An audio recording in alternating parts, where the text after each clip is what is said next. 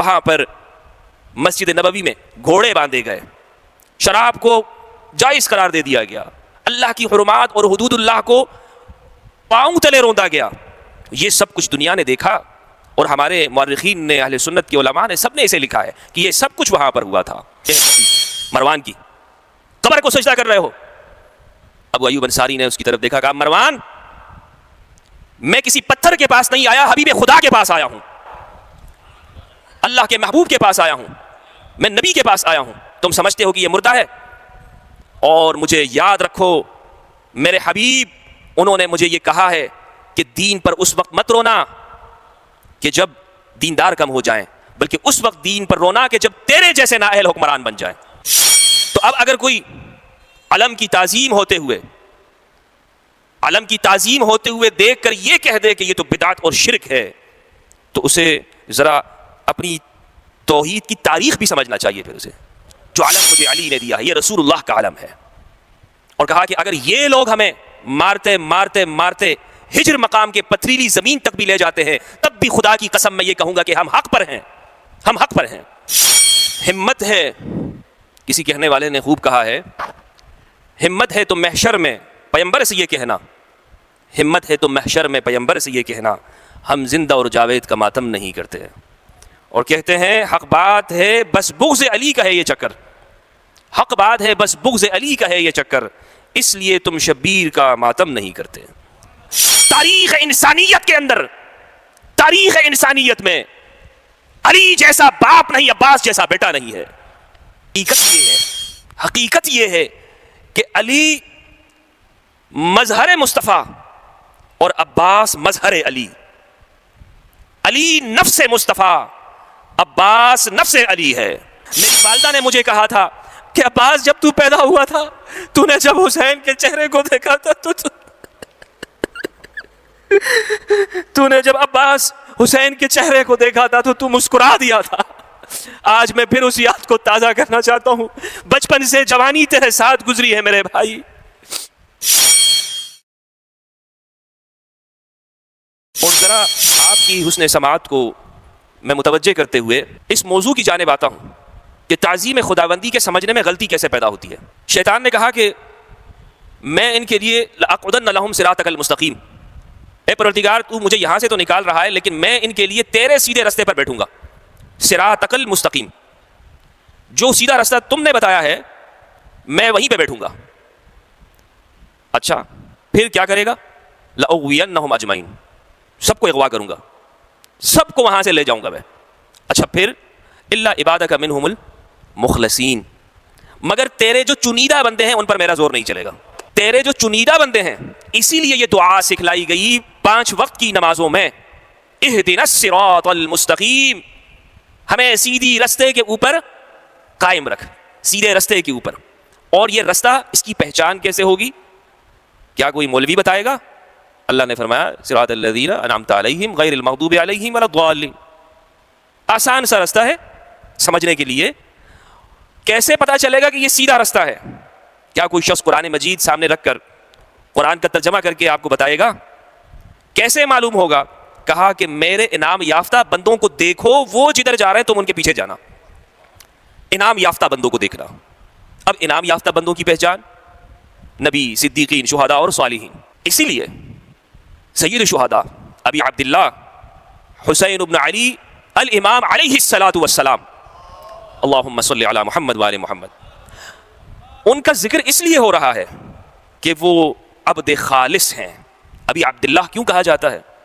ابی عبداللہ یعنی آپ اللہ کے خاص بندے ہیں، اسی لیے آپ کا لقب عبداللہ ہے، ابو عبداللہ ہے. اور اسے یاد کیا جاتا ہے، انہیں کس لیے یاد کیا جاتا ہے؟ کہ حسین مظہر جلال و جمال مصطفیٰ ہیں. ذکر حسین ذکر مصطفیٰ ہے، ذکر مصطفیٰ ذکر خدا ہے. حسین آئینہ سیرت مصطفیٰ ہے، حسین عنوان اسوہ مصطفیٰ ہے، حسین رسالت مآب کی بعثت اس کا عنوان اور تعارف ہے. حسین منی و انا من الحسین، حسین مجھ سے اور میں حسین سے ہوں. دنیا کو میرا یہ نواسا میرا تعارف کرائے گا، یہ دنیا کو بتائے گا کہ حلال محمد کیا ہے اور حرام محمد کیا ہے. یہ دنیا کو میرا یہ تعارف کرائے گا کہ میں محمد نے جو قیامت تک حلال کیا ہے وَيُحِلُّ لَهُمُ الطَّيِّبَاتُ وَيُحَرِّمُ عَلَيْهِمُ الْخَبَائِثَ، یہ ذمہ داری، یہ بعثت مقصد رسالت کہ رسول حلال کرتے ہیں رسول حرام کرتے ہیں، یہ حسین دنیا کو بتائیں گے. یہی وہ بات تھی. صرف مقصد یہ نہیں کہ حسین میری بیعت کر لے، کوئی سیاسی مسئلہ نہیں. مسئلہ کیا تھا کہ جو میں کہتا ہوں وہ شریعت ہے، جو میں چاہتا ہوں وہ شریعت ہے، میری بات شریعت ہے، میرا حکم شریعت ہے، جس طرح میں چاہتا ہوں وہ شریعت بن جائے. حسین اس پر صرف سائن کرتے ہیں. تو امام حسین، اسی لیے آپ نے اس بات کو کہ مجھ جیسا تجھ جیسے کی بیعت نہیں کر سکتا، مثلی لا یبایع مثلہ، حسین جیسا کبھی تیرے جیسے کی بیعت نہیں کر سکتا.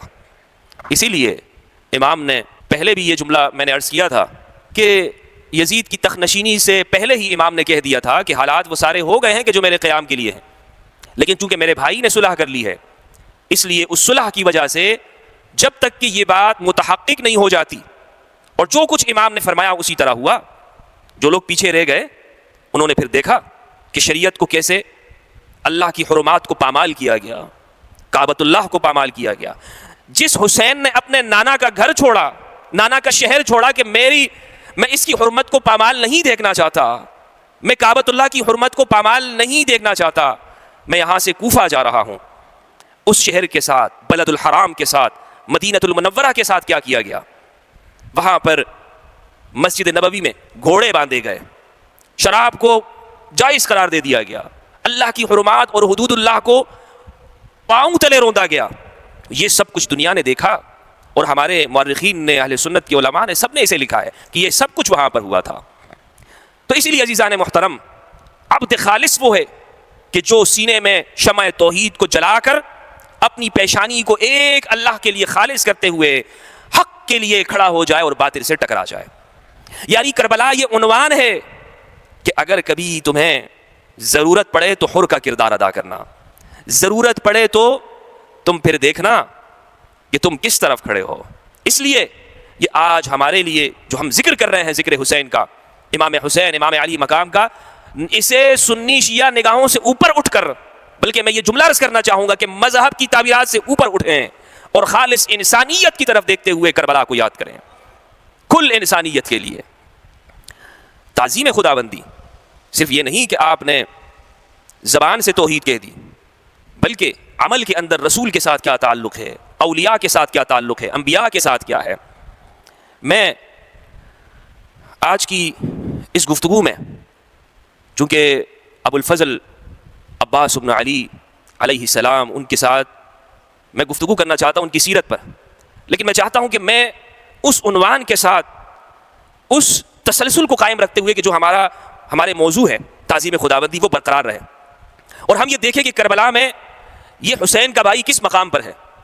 تعظیم خداوندی کے، بندگی، اخلاص، معرفت، تعظیم، وہ کس جگہ پر کھڑا ہے، اور تسلیم و رضا کے جتنے بھی عنوانات ہیں وہ عباس میں کیسے پائے جاتے ہیں. تسلیم و رضا کے عنوانات، اور یہی ہمارے لیے مشعل راہ ہیں. یہی بات ایک مرتبہ حضرت ابو ایوب انصاری رضی اللہ عنہ، وہ روزہ رسول پر سر رکھے ہوئے تھے، دعا کر رہے تھے، مناجات کر رہے تھے. پیچھے سے ایک شخص آیا اور گدی سے پکڑ لیا. اٹھو، کیا کر رہے ہو تم؟ یہ کیا شرک لگایا ہوا ہے؟ یہ کیا کر رہے ہو تم؟ قبر کو سجدہ، قبر پہ سر رکھا ہوا ہے. حضرت ابو ایوب انصاری نے کہا، جب پیچھے مڑ کے دیکھا تو مروان بن الحکم تھا. کون تھا؟ توحید، یہ ہے توحید مروان کی. قبر کو سجدہ کر رہے ہو. ابو ایوب انصاری نے اس کی طرف دیکھا، کہا مروان، میں کسی پتھر کے پاس نہیں آیا، حبیب خدا کے پاس آیا ہوں، اللہ کے محبوب کے پاس آیا ہوں، میں نبی کے پاس آیا ہوں. تم سمجھتے ہو کہ یہ مردہ ہے؟ اور مجھے یاد رکھو، میرے حبیب انہوں نے مجھے یہ کہا ہے کہ دین پر اس وقت مت رونا کہ جب دیندار کم ہو جائیں، بلکہ اس وقت دین پر رونا کہ جب تیرے جیسے نااہل حکمران بن جائیں. المستدرک للحاکم میں اسے حاکم النشابوری نے روایت کیا، صحیح حدیث ہے، صحیح سند ہے. یہ ہے ایک تصور. تو اب اگر کوئی علم کی تعظیم ہوتے ہوئے علم کی تعظیم ہوتے ہوئے دیکھ کر یہ کہہ دے کہ یہ تو بدعت اور شرک ہے، تو اسے ذرا اپنی توحید کی تاریخ بھی سمجھنا چاہیے پھر اسے، کہ توحید کس جگہ سے اور منبع سے توحید لے رہا ہے، صحابہ سے توحید لے رہا ہے یا طلقاء سے توحید لے رہا ہے۔ توحید کا تصور صحابہ کا، یہ حبیب خدا ہے، پتھر کے پاس نہیں آیا ہوں میں۔ تو علم سے یہ ایک استعارہ ہے، نشانی ہے، جیسے یہاں پر منبر کے دونوں اطراف میں جو بھی چیزیں ہیں یہ در حقیقت یہ مقصود نہیں ہے، یہ ایسے مقصود نہیں ہے کہ یہ ان کی کوئی پرستش کی جائے، نہیں، عبادت تو غیر اللہ کی ہے ہی نہیں، عبادت تو اللہ کے لیے ہے، عبادت کے لائق، لیکن تعظیم اور یہ حقیقت میں یاد دلاتا ہے کہ یہ علم اس کی ایک پوری تاریخ ہے، اور یہ تاریخ اگر ہم سمجھ لیں تو پھر یہ نہیں ہوگا کہ جناب یہ کوئی علم یہ تو شیعوں کی علامت ہے، یہ حسینیت کی علامت ہے، ابراہیم کی علامت ہے۔ سنن ترمذی کی روایت ہے کہ رسول اللہ صلی اللہ علیہ وآلہ وسلم کا علم سیاہ رنگ کا تھا، رأیت النبی سودا ولواؤہ ابیض، اور اس کا جو جس پر قائم ہوتا ہے علم، رأیہ کہتے ہیں، رأیہ جو وہ کپڑا جو ہوا کے ساتھ جاتا ہے اس کو رأیہ کہتے ہیں، اور لوا اسے کہتے ہیں جس پر وہ کپڑا قائم ہوتا ہے، وہ سفید رنگ کا۔ معلوم ہوا کہ رسول اللہ کا علم تھا، یہ بات معلوم ہوئی، لیکن اس سے پیچھے بھی اگر ہم جاتے ہیں، ابراہیم کے لیے تو اسے تو توحید کی عظمت بیان کرنے کی وجہ سے منجنیق میں ڈال دیا گیا، لیکن بعد کے انبیاء کرام کی اگر ہم تاریخ دیکھتے ہیں، حضرت موسیٰ ہمیں نظر آتا ہے کہ انہوں نے ایک اجتماعی جدوجہد کی ہے۔ حضرت موسیٰ کے علم بردار وہ ہارون علیہ السلام تھے، جناب ہارون یا کبھی یوشع بن نون۔ طالوت اور جالوت کے واقعے میں جو مؤمنین کا لشکر ہے علم بردار حضرت داؤد ہیں، اور رسالت معاب کی جنگوں میں علم بردار جو علم اٹھائے ہوئے ہوتے تھے، آپ مختلف جنگوں میں ہر قبیلے کو علم دیا کرتے تھے، یہ فلاں قبیلے کا علم ہے، یہ فلاں قبیلے کا ہے، لیکن جو بنی ہاشم کا علم ہے، جو رسول کا علم ہے، رسول کے زمانے میں بدر میں علی، احد میں حمزہ، اور جنگ موتا میں جعفر کے پاس، کبھی علم عمار کے پاس بھی ہوتا تھا، عمار کے پاس، کبھی سعد بن عبادہ کے پاس ہوتا تھا، فتح مکہ میں سعد بن عبادہ کے پاس تھا، جب انہوں نے اعلان کیا نا الیوم یوم الملحمہ، آج خون بہائیں گے ہم، آج تو ہم ان کی گردنیں کاٹیں گے، رسول اللہ نے کہا ان کے بیٹے سے علم ان سے لے لو اور تم لے لو۔ علم کی یہ تاریخ صفین میں ہمیں نظر آتا ہے، صفین میں مجمع الزوائد کے اندر علامہ ہیثمی نے ایک شاندار روایت نقل کی ہے جس کی سند صحیح ہے۔ علامہ ہیثمی کہتے ہیں کہ حضرت عثمان کے دور میں جب یہ سیاسی واقعات کچھ اس طرح سے ہوئے تو لوگ حضرت حذیفہ بن الیمان کے پاس رازدار رسول، جن کو اللہ کے رسول نے منافقین کا علم دیا ہوا تھا، صحیح مسلم کے اندر ایک پورا چیپٹر ہے باب صفات و احکام المنافقین، یہ چیپٹر ہے منافقین کی علامتوں کے بارے میں کہ کون کون منافق ہے۔ اس میں ایک روایت صحیح مسلم کی ہے اور جو اس جگہ کا مقام نہیں ہے، لیکن وہ حذیفہ بن الیمان سے منقول ہے، حذیفہ بن یمان سے، اور اس سفر میں حذیفہ بھی ہیں، عمار بھی ساتھ میں ہیں، رسول اللہ کے ناکہ کو آپ لے کر جا رہے ہیں۔ حذیفہ بن الیمان کے پاس لوگ آئے اور کہا کہ یہ بتائیں کہ ہم نے تو ظلم سے تو ہم محفوظ رہے، لیکن یہ جو فتنے ہو رہے ہیں اس سے ہم کیسے بچیں، اس سے ہم کیسے بچیں گے؟ حذیفہ بن الیمان نے کہا فتنوں سے بچنا چاہتے ہو؟ کہا عمار کو دیکھتے رہنا، عمار کو دیکھتے رہنا۔ تو اس نے پھر کہا کہ عمار کو دیکھتے رہنا، اب عجیب بات کر رہے ہیں، عمار کو دیکھتے رہیں، عمار کو تو جب دیکھو علی کے پاس ملتا ہے، عمار کو تو جب دیکھو علی کے پاس ملتا ہے، تو سیدھا سیدھا یوں کہے نا، یوں کہیں کہ علی کو دیکھتے رہو۔ تو حذیفہ نے کہا ما اہلک الا الحسد، تجھے حسد نے ہلاک کر دیا، کینے نے ہلاک کر دیا تجھے، یہ تیرے سینے کے اندر جو کینہ ہے۔ اور پھر کہا کہ میں نے جو یہ بات کہی ہے کہ عمار کو دیکھتے رہنا، یہ میں اس لیے کہہ رہا ہوں کہ رسول نے فرمایا ہے، اور میں کوئی فضیلت میں تقابل نہیں کر رہا ہوں۔ حضرت حذیفہ کہہ رہے ہیں علی کئی گنا، بلکہ بادل اور زمین کا فرق ہے، آسمان و زمین کا فرق ہے، لیکن میں وہ پہچان تجھے بتا رہا ہوں جو رسول نے پہچان دی ہوئی ہے۔ اسی لیے عمار بن یاسر، مسند ابو داؤد الطیالسی کی روایت ہے صحیح سند کے ساتھ، وہ کہتے ہیں، اور یہ 204 ہجری میں المتوفہ 204 ہے، ابو داؤد طیالسی، بخاری 256 ہے اور ابو داؤد طیالسی 204 ہے، یعنی پورے 50 سال کا فرق ہے، یعنی متقدمین میں سے بخاری سے بھی 50 سال پہلے کے حدیث ذکر کی ہے انہوں نے۔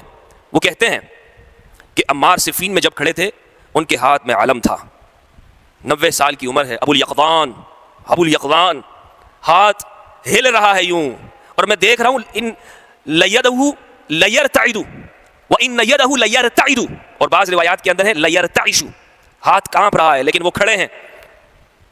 لوگوں نے دیکھا عمار کو، عمار کہہ رہے ہیں، خطبہ دیا عمار نے اس موقع پر، کہا لوگوں خدا کی قسم یہ وہ علم ہے کہ جس علم کے سائے کے نیچے ہم نے رسول اللہ کے ساتھ 3 جنگیں رسول اللہ کی مدد کے لیے لڑی ہیں، اور آج یہ میری 4تھی جنگ ہے کہ جو میں اس علم کے سائے کے نیچے لڑ رہا ہوں۔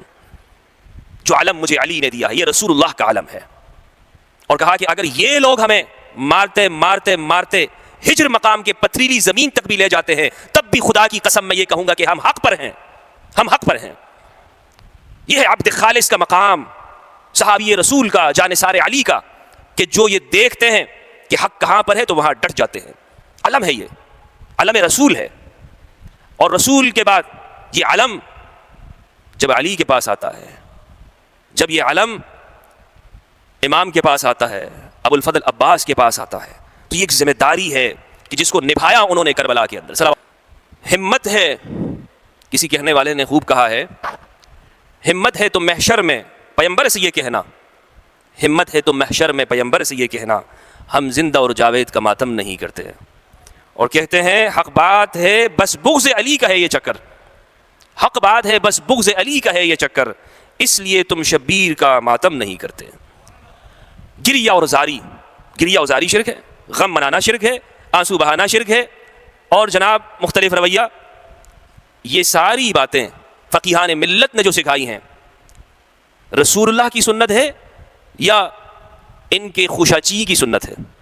رسول کی سنت تو یہ ہے کہ رسول جب حسین پیدا ہوتے ہیں تب بھی غم کرتے ہیں، جب وہ دیکھتے ہیں جب ان کی گود میں آتا ہے تب بھی غم کرتے ہیں، تو پھر یہ فقہی بحثوں کے اندر کیوں الجھا دیا، فقہی مشگافیوں کے اندر، بحثوں کے اندر؟ اسی لیے الجھایا گیا تاکہ مقصد کربلا پر نظر نہ پڑے، تاکہ وہ جو مقصد ہے اس جانب یہ آ ہی نہ پائے کہ جو توحید وہاں سے مل رہی ہے، جو استقامت وہاں سے مل رہی ہے، جو عزم وہاں سے مل رہا ہے، جو کچھ کربلا سے مل رہا ہے اسے پوشیدہ کیا جائے، اسے چھپا دیا جائے۔ اسی لیے ابو الفضل عباس جب وہ پیدا ہوتے ہیں، جب آپ کی پیدائش ہے، تو آپ کی پیدائش امام علی نے کہا کہ بیٹا فرق عمر کا میں بتاؤں آپ کو، امام علی مقام امام حسین کی عمر مبارک اور ابو الفضل عباس عمر میں فرق 25 سال کا ہے، یعنی امام حسین کربلا میں 57 سال کے اور ابو الفضل عباس 32 سال کے۔ تو جب امام علی مقام خود 32 سال کے ہیں، امام نے کہا کہ جاؤ اور تمہارا بھائی ہوا ہے، امام نے اپنی گود میں لیا، اپنی گود میں لے کر بوسہ لیا اور چہرے کو دیکھا، تو چہرہ دیکھتے ہوئے آپ نے جب واپس آئے بابا جان کے پاس تو بابا جان نے پوچھا، گود میں اٹھا کے لائے، کہا کیا نام کیا رکھا ہے؟ کہا کہ میں نے اس کا نام عباس رکھا ہے، عباس نام رکھا ہے۔ کہا اچھا، لغت کی کتابوں میں ہے کہ عباس اس چہرے کو کہتے ہیں جو شیر کی مانند بھپرا ہوا ہوتا ہے، صفدر غضنفر، یہ وہ چہرہ ہے۔ کہا اچھا حسین اب یہ تیرے حوالے ہے، اب یہ تیرے حوالے ہے زندگی بھر، اور زندگی بھر حسین نے عباس کو ایسا سنبھالا، کبھی گود میں اٹھایا، کبھی کندھے پہ کھلایا، کبھی انگلی پکڑ کر چلایا، رستے پہ چلایا، ایک ایک منزل پر ساتھ میں لے کر گئے، اور وہ تعلق بنا کہ عباس حسین کے بغیر نہیں رہتا اور حسین عباس کے بغیر نہیں رہتا، ایک دوسرے کے بغیر نہیں رہتے ہیں۔ ایسی محبت اور بھائی ہونے کا تعلق کہ جدھر دیکھو حسین وہاں پر عباس ہے، جہاں پر عباس وہاں پر حسین ہے، دونوں کا یہ تعلق، یہ محبت کا تعلق، الفت کا تعلق، یہ آخر تک ہمیں زندگی میں نظر آتا ہے، آخر تک۔ اور شروع میں اگر ہم دیکھتے ہیں تو جب امام مدینہ میں ہے نا، مدینہ میں، اور اس وقت میں یزید حکمران جب بن گیا، انہوں نے عمر بن سعید اشتق کو خط لکھا، گورنر کو تبدیل کیا اور کہا کہ حسین سے بیعت لینا۔ امام حسین علیہ السلام وہاں پر مروان پہلے سے موجود تھا، بلایا، امام عباس کو ساتھ لے کر گئے اور کہا کہ دروازے کے باہر کھڑے ہو جانا، اگر میری آواز تمہیں محسوس ہو بلند ہو کر تو پھر آنا۔ عباس کو باہر کھڑا کر دیا، علی اکبر ساتھ ہے، اور اندر اکیلے چلے گئے۔ مروان بہت کوشش کرتا رہا، بہت اس نے کوشش کی کہ وہ گورنر وہ حکم جاری کر دے بلکہ یہیں پر کام تمام کرے، بہت کوشش کی، اور ایک مرتبہ جب اس نے دھمکی دی کہ میں تمہیں قتل کر دوں گا، امام کی آواز بلند ہوئی، کہا عباس کے ہوتے ہوئے، اور سب سے پہلے جو دروازے میں داخل ہوئے وہ عباس ابن علی تھے، کہا امام اجازت دے میں بھی اس کا کام تمام کر دیتا ہوں. امام نے کہا نہیں، میرے نانا کا شہر ہے، اس شہر کی حرمت کو پامال نہیں کرنا ہے. لا اقسم بہذا البلد وانت حل بہذا البلد ووالد وما ولد. اے پیارے، اس شہر کی قسم جس شہر میں تو اتر رہا ہے، جس شہر میں تیرے قدم ہے، اس شہر کی مٹی کی قسم، اور اس والد کی اور بیٹے کی قسم. والد کی بھی قسم، وہ بھی گواہ اور اس کا بیٹا بھی گواہ ہو جائے. تاریخ انسانیت کے اندر، تاریخ انسانیت میں علی جیسا باپ نہیں، عباس جیسا بیٹا نہیں ہے، علی جیسا. اور یہ کوئی خطیبانہ جملہ نہیں ہے، کوئی خطیبانہ نہیں ہے جملہ، بلکہ حقیقت یہ ہے، حقیقت یہ ہے کہ علی مظہر مصطفیٰ اور عباس مظہر علی. علی نفس مصطفیٰ، عباس نفس علی ہے، نفس علی. اسی لیے کبھی بھی امام علی مقام امام حسین نے یہ فرق نہیں کیا کہ یہ میری فلاں ماں سے ہے، نہیں، یہ تیرا بھائی ہے، یہ تیرے حوالے ہے، تیرے حوالے، زندگی بھر تیرے ساتھ رہے گا، زندگی بھر تیرے ساتھ چلے گا. جب کربلا کی طرف روانہ ہو رہے تھے، ام البنین ہائے ہائے ہائے بلایا، کہا کہ اکیلے مت جانا عباس، اکیلے مت جاؤ، ساتھ میں اپنے تینوں بھائیوں کو بھی لے کے جانا. اور میں نے زندگی بھر فاطمہ کی کنیزی کی ہے، اکیلے مت چھوڑنا حسین کو، کبھی اکیلے مت چھوڑنا. اور آج تک عباس نے حسین کو اکیلا نہیں چھوڑا. کربلا میں اللہ کریم آپ نے زیارت کی ہوگی، اور نہیں کی تو پروردگار آپ کو زیارت کی توفیق عطا فرمائے. آج بھی ایک دوسرے کو دیکھتے رہتے ہیں، آج بھی ایک دوسرے کو دیکھتے ہیں، آمنے سامنے ہے، آمنے سامنے ہیں دونوں بھائی، جدا نہیں ہیں، وہ ایک رستہ ہے دونوں کو ملاتا ہے، بین الحرمین. عباس ابن علی ام البنین کے بیٹے. جب کربلا ہے نا، کربلا لگ چکی ہے، ایک ایک شہید ہو رہے ہیں، ایک ایک شہید ہو رہے ہیں. تاریخ کی کتابوں میں دیکھیے، اخبار الطوال میں دینوری کی، ہم تو یہ سنتے ہیں نا کہ کبھی پانی لا نہ سکے، کئی مرتبہ آپ پانی لا چکے ہیں، کئی مرتبہ. تاریخ کی کتابیں کہتی ہیں جری ہے، بہادر ہے، شجاع ہے، صفدر ہے، اور ایسا جوان ہے کہ جو کرار ہے، غیر فرار ہے، بھاگنے والا نہیں ہے. لیکن جب موقع آیا ہے، یہ موقع کہ جب عباس ابن علی سکینہ کے کہنے پر، بتیجی کے کہنے پر پانی لا رہے ہیں، یہ وہ موقع ہے کہ تاریخ نے اسے رقم کیا ہے، تاریخ نے اسے کہا ہے کہ جب عباس کو کہا کہ چچا پیاس لگی ہے، پیاسی ہوں، تو عباس سے رہا نہ گیا، اور آپ جب پانی لا رہے تھے، اور جو آپ کے بازو کٹے ہیں، اور جب آپ زمین سے لگے ہیں، تب یہ تاریخ کہتی ہے کہ دو افراد ہیں شہداء کربلا میں سے کہ جنہوں نے حسین کو آواز نہیں دی، مدد کے لیے نہیں پکارا، مدد کے لیے نہیں بلایا. ایک علی اکبر اور دوسرے ابو الفضل عباس، ایک علی اکبر اور دوسرے ابو الفضل عباس مدد کے لیے نہیں پکار رہے. اور عباس کیسے مدد کے لیے پکارے ہیں؟ صرف یہ کہا السلام علیک یا ابن رسول اللہ، السلام علیک یا ابن رسول اللہ، آپ پر سلام ہو رسول اللہ کے بیٹے.